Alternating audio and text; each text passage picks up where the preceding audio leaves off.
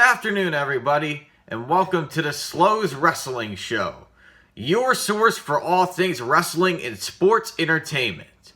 Live from Palm Harbor, Florida. It is great to be back home, but I'm sure missing DC. Coming up, AEW news. Orange Cassidy, Jon Moxley facing former WWE superstar. First match reveal for AEW Tag Team Tournament. AEW All Out match card. WWE canceling events and more on the Slows Wrestling Show. Welcome back to the Slows Wrestling Show, your source for all things wrestling and sports entertainment. Now here is some AEW news. According to comicbook.com, AEW has revealed about only 40% of its roster. That includes 38 men and 11 women. So I think AEW can sign more big stars and big names to their company in the next couple months or next year.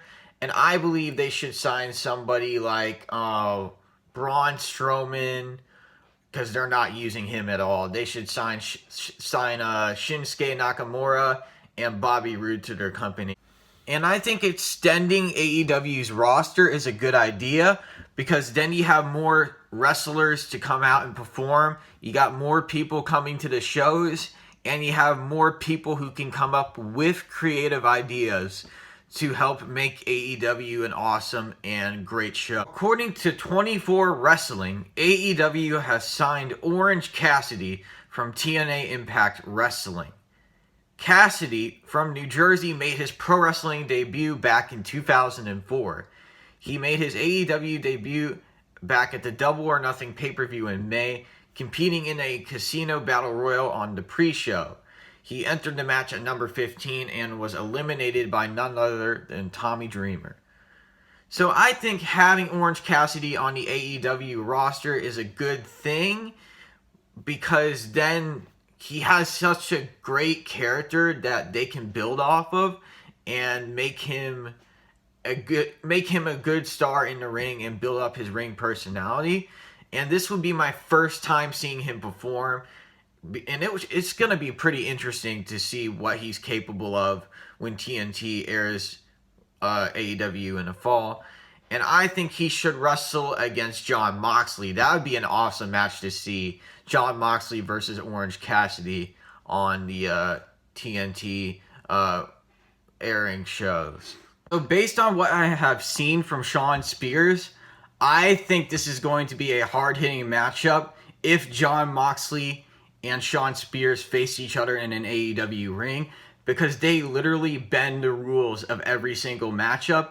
And based on what Shawn Spears did to Cody Rhodes, I know this is a new side of him that nobody's ever seen before. And it's going to be a physical match. And I'm excited to see Moxley and Shawn go at it one-on-one. And I think it would be Jon Moxley who would obviously take the win from Shawn Spears eventually. But I think they're going to duke it out in the ring, and it's going to be a long contest for sure. Now, according to Ringside News, WWE has canceled an event on the same night as AEW's All Out show. So I think WWE has repeatedly canceled shows lately because they have no audience. They don't have a big enough audience coming to their shows. And I think they are planning something bigger to compete with AEW, like a new pay-per-view or something like that along the lines of. And they know they are losing fans in numbers, because everybody is going to AEW because it's a better option and it's a better program for wrestling fans to watch. And I think WWE hasn't been good in the last few months because of that. And it's really sad to see, because back in 2012, 2013, when I started watching WWE, it was fantastic. The shows were good. The ratings were up a little bit every single week. And now it's just like falling down like fast. It's escalating downhill fast. And it's not good for their company. Also in Ringside News, AEW has announced the first match for the AEW Tag Team Tournament. It's going to be the Young Bucks facing off against the Private Party. So I think booking this match was an amazing idea by Cody Rhodes and AEW. And I enjoy seeing the Young Bucks wrestle because they have so much skill and awareness inside the ring. And the moves that they throw at their opponents are just off the charts insane. And when they were in New Japan, it was exactly like that. And I love how they are now compared to how much they've learned from New Japan. And I know they have so much passion for this industry. And my favorite person inside that team is Matt Jackson. Matt Jackson is a amazing competitor. The way Matt Jackson performs is just unbelievable with his brother. And I cannot wait to see what they do against the Private Party in their first match in the tag team tournament. Now here's the match card for AEW's All Out show. AEW World Championship, Chris Jericho versus Hangman Adam Page. Kenny Omega versus Jon Moxley.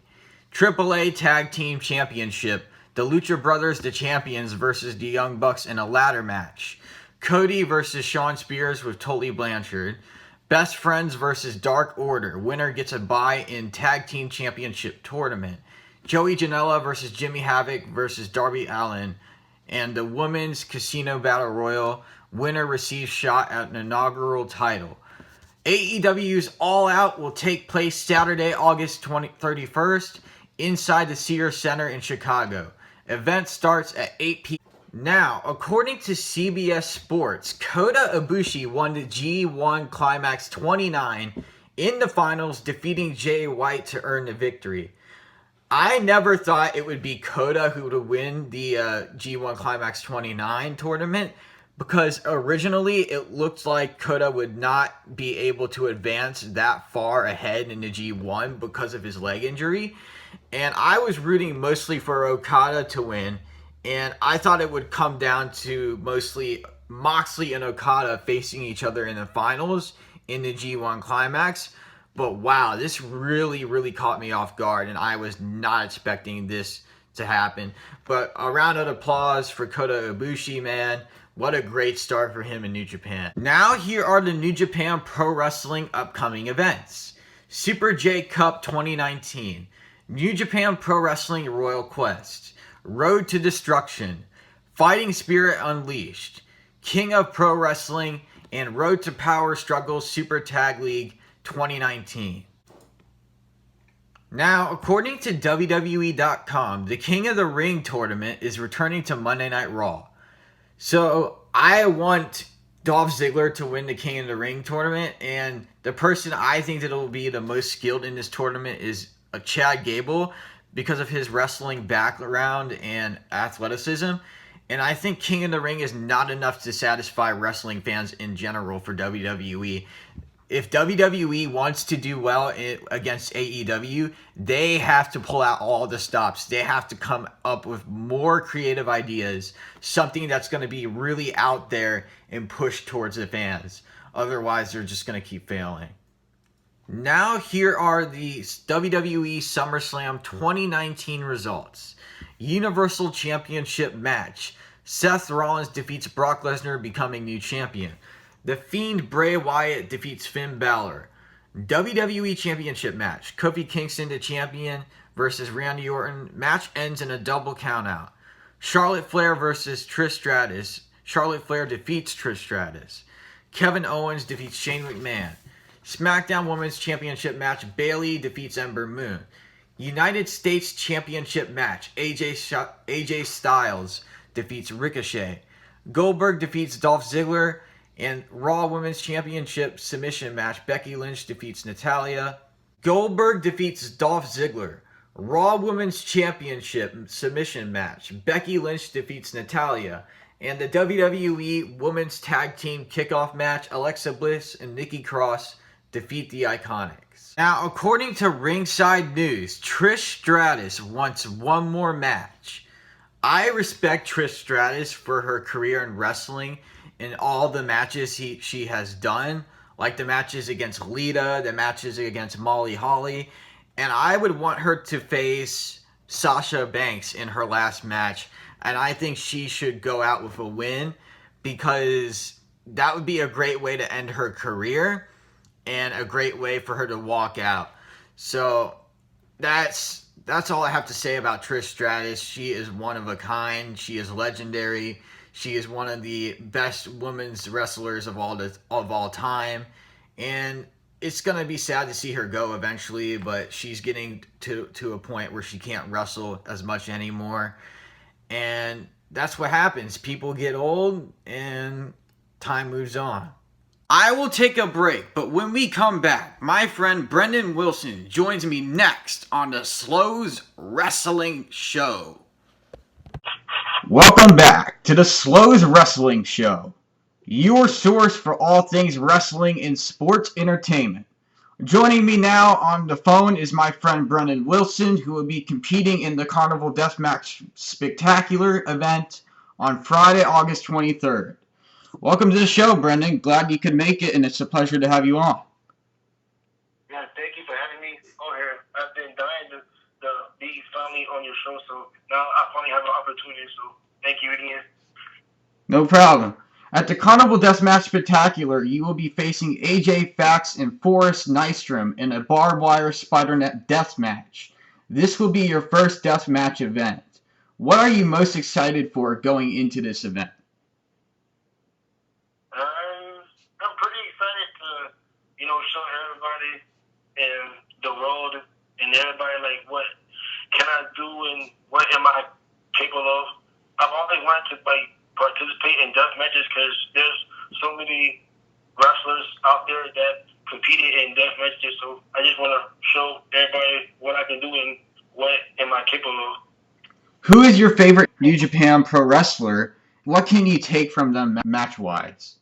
New Japan, that's a tough one. Like this, I like Kenny Omega, the Young Bucks, and they just signed him, John Moxley. So I like watching all three of them. And with them watching them wrestle, they have like I guess charisma. Well, Kenny Omega has good charisma, so I look up to him.